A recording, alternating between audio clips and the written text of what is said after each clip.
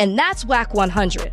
So when you throwing in the Young Thugs and the Kodak Blacks and the Drakes and or the athletes like an Antonio Brown who are sitting next to Aiden Ross while he continues to shit on black people and okay it and normalize it, Aiden Ross doesn't feel like this because he's white. Aiden Ross feels like this because he has the support.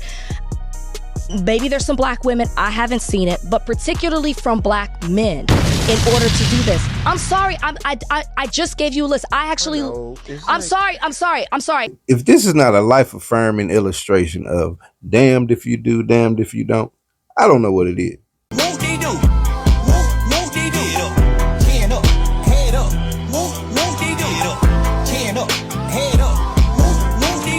That you have obviously should be for the Aiden Rosses and the Neons and what other streamers have built up their audience by degrading the black community and particularly black women. All that energy should be for them, but that's equal energy for all the people who have empowered and supported and uplifted the Aiden Rosses that have allowed them to feel comfortable enough to insert themselves in our culture in order to justify degrading a woman. Let me interject real quick. It is I, Jack Travis. This is Straight Like That, man. We got some material to get into that sparked a hell of a debate online here lately. You dig what I'm saying? We got Aiden Ross starting off with his comments about Doechii, G Malone and his comments about Aiden Ross, and then it equals out to we got Van Lathan and Rachel Lindsay having a conversation on the High Learning podcast. And without further ado, let's get back into this thing. And then know that a black man is going to have his back by shitting on another black man and then saying, I'll go ahead and call the other one on your behalf. And that's whack 100.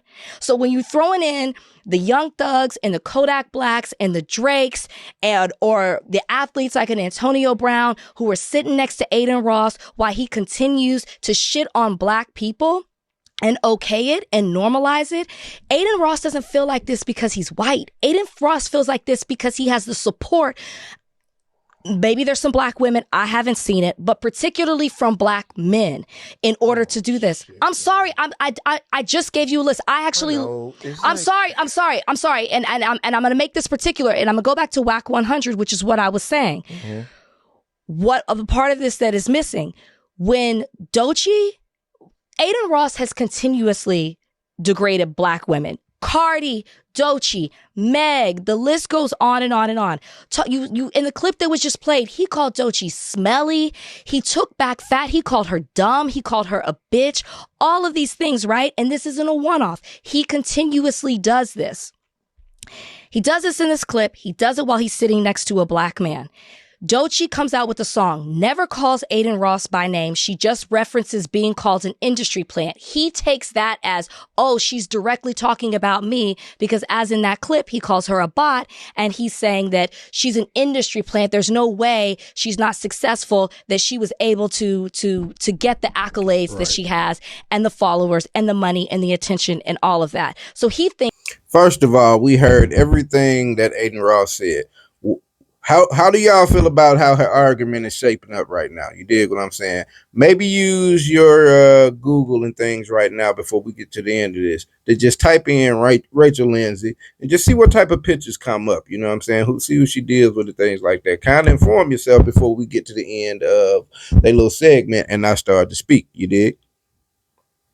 Oh, she must be talking about me. So he comes out with this diss song. What happens? Glasses Malone, as he should, is like, shut the fuck up and let me tell you why. And don't ever talk this way again. And if you do, I promise it's going to be exactly how he says in that clip. Aiden Ross calls whack 100 somebody of the culture and says, hey, man, this guy Glasses, who whack 100 then explains who Glasses is. This guy Glasses and Trap are talking about me. I need you to have my back.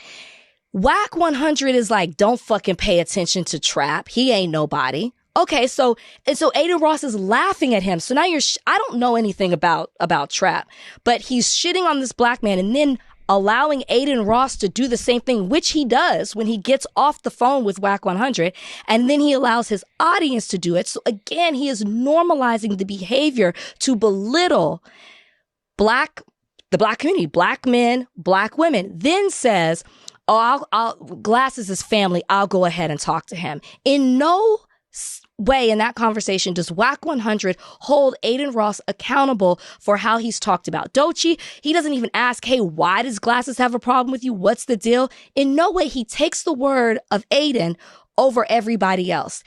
Of course, Aiden feels like he can do all the things that he's done. Of course, he feels like maybe someone's done some research. If not, we'll speak on it all. But where are you feeling about it right now? Van hadn't got a chance to speak, but how are you feeling about where she's landing her plane? Can insert himself to the culture because the culture continues to back him up. And so if we're going to have this energy for Aiden, we got to have this energy for everybody who continues to answer his phone calls and have his back, for everybody who's going to sit next to him in a stream. Everybody can get it because the Aiden Rosses are created by the support of the people in the culture who allow him to do this. Sorry, it's the truth and you know it. So whether it's a black man, a black woman, anybody who allows this to happen we should all be getting the same energy. If it was a black woman, we wouldn't be talking about it like this. We'd be finding ways to excuse it. Well, then fuck everything else I just said. I'm not saying fuck everything you're saying. What I'm saying is this. Number one, that's not the point. I'm not making that the point.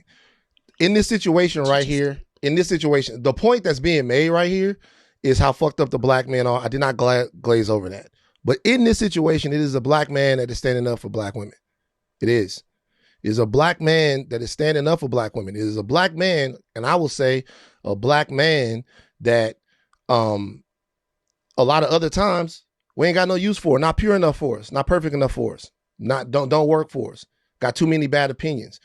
But when you need somebody to go in somebody's mouth over something, that's the type of nigga you gonna call. That's the kind of guy that's gonna do that, right? Because a lot of your other suit wearing guys not gonna do that. There's a black man that's standing up. Now, I'm gonna start my little cook session because I really feel like Van took it easy on her and he really didn't fully flesh out what needed to be said for sake of keeping her feelings out of things, or keeping the relationship going and not cooking on her too bad, bro.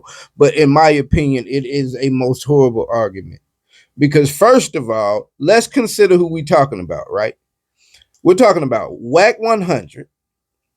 Someone who is, from my understanding, WAC 100 got famous on the scene, not for just being the manager of Blueface. WAC 100 got famous for, after the death of Nipsey Hussle, one of the most beloved, one of the realest niggas that I can remember coming across this thing. WAC claimed, along with Big U at the time, that there was a Nipsey Hussle gay sex tape out in the world. And the Nipsey wasn't all what he made himself out to be. This is where WAC come in. And then he's like a no jumper dude and all that. But in no way, shape, form, or fashion, anywhere, nowhere, no how, has WAC 100 ever been a representative of the fucking culture? Maybe West Coast gang culture or something. And I don't even think they claim him on that tip. You dig what I'm saying? Drake.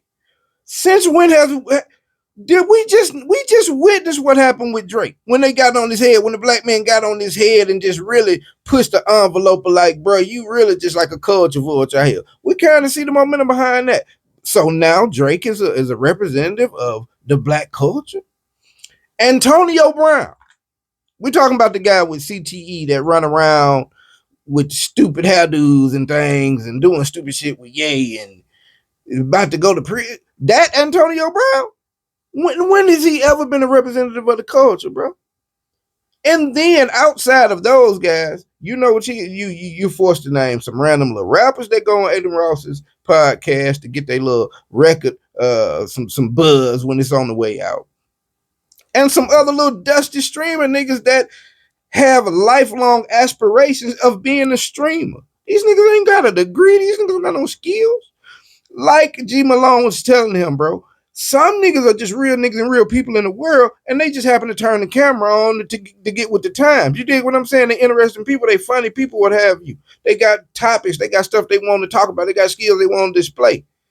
Everyone is not a podcaster, bro. Some people will get with you, bro. Like we saw one of the little Groper guys get his hand. We've seen countless situations, and that's what G Malone is saying. And it's like when we stand it back to Rachel, bro, this is such a horrible argument because you're gonna go to these guys and speak as if they are representative of the culture instead of let's talk about G Malone and what he just did. Could this not be a situation in which where the black guys around Aiden start to not be around Aiden? Here she go jumping the snap. You dig what I'm saying? She trying to now. When I said do some research on Rachel Lindsay, I don't know that this informs her opinion, but I have a feeling that it does, and I think this is why Van didn't want to get in the ass. So that picture for me now, from what I understand, they're divorced, but this is the white guy she married, and he ran through her pockets. Now, from what I'm understanding, Rachel jumps out of her skin when she's accused of not liking black men. Well, you tell me how this math adds up. How could you like black men and not have a problem? You could it's not that I don't like them. You certainly have a problem with them, right? How could you not? How could the case be that you don't have a problem with black men, but you date white men? You marry white men. Like, what is it that you like white men more? I guess is that a thing? But both of those are in the same boat. Am I wrong? I think that's her underpinning of wanting to go down the path that she wanted to go down. She, in my mind, she would use anything to bolster her side and get people off her back for her dating preferences. She would use anything to bolster that argument to make people kind of understand, oh, I see where she's coming from. So she immediately went to seize on the people that haven't said anything up to now, I guess going down that pathway. So I guess G Malone and Joe Budden wasn't supposed to say shit. Just go along with the status quo. You niggas ain't been saying nothing. Don't say nothing now. That's one branch. Is that what you want to happen? Okay. Or let's go down the branch of what if the people the black guys that she saw around Aiden Ross last week, what if she turned on her television, her X, her platform, her YouTube, whatever, and she see those same black guys, or even some different black guys around him? Does that mean that black men, we ain't made no strides, we really not standing on business? I ask you, what's the only one guaranteed way that you can stop someone from uttering words? That's harm them, right? So I guess going by that logic, unless Glasses Malone or Joe Budden goes and physically does harm to Aiden Ross to where he cannot utter words again, unless they do that, we ain't standing on business. Because by her logic, if it's still black guys around him, streamers, athletes, what have you, then that means black dudes aren't standing on business. And it's like, bro, you can't force into other individual people to do what they do. They grift. They need to come up. They agree with it. They may be anti-black, whatever themselves. But that don't discredit the people that do stand on business. This could have been an opportunity to say, man, we might restart the Black Panther Party starting right now at the beginning of 2026. God damn it. Can we get one G Malone in all 50 states? Then we got something. She want to go down the pathway of look at the niggas that didn't say nothing, or look at the niggas that might not still say something. We need to know everybody to take his phone calls. Right, how the fuck we know who calling this phone? And why the fuck should we care? So you want us to police everybody that answer a phone call from Aiden Ross? Be like, nigga, you answering Aiden Ross phone call, nigga? What is you doing? What are you talking about? This is why Van's like, this is such a stupid argument, because you using all of these stupid little reasonings to underpin what's really going on, and you would love to find some common ground with the problem with black men. You dig what I'm saying? You trying to snake back to that. Let's talk about Glasses Malone. They're giving him permission. People get in the comments. Will someone please get in the comments and tell me what is the first? We don't even have to put rich with it. What is the first racist white guy? Name me one racist white guy that you've ever known that needed permission to be racist. When you add the rich in it, what? Donna Sterling was a billionaire. Look his name up and see what he said. There's countless examples. What is she talking about? So Aiden Ross and any of these other people, the neons and all that world, they wouldn't be empowered to say the N-word or call black women out their name if some black guys weren't sitting around them. Like, what is she talking about?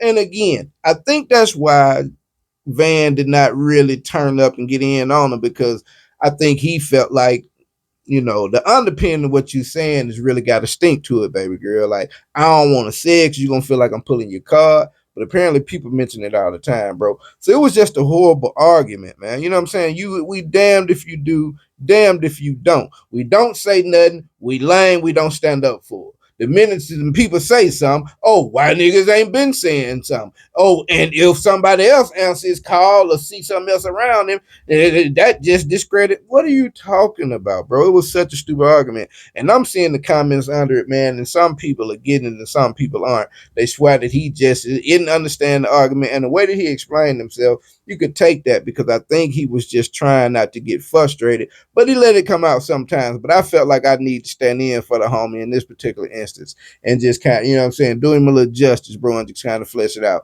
because I don't have the relationship with Rachel Lindsay that he does. And so that's really what it was. Charlotte was, whether she knows it subconsciously or not, bro, she was going down the pathway to make herself feel better about her dating preferences and make everyone else look a little more stupid for getting on her head about it. And she subconsciously was about to go down the pathway of, let's talk about what's wrong with black men, rather than could this be a turning point, or fuck the turning point. Let's talk about what Glasses Malone did, and let's focus on that. And then we would have curled into it.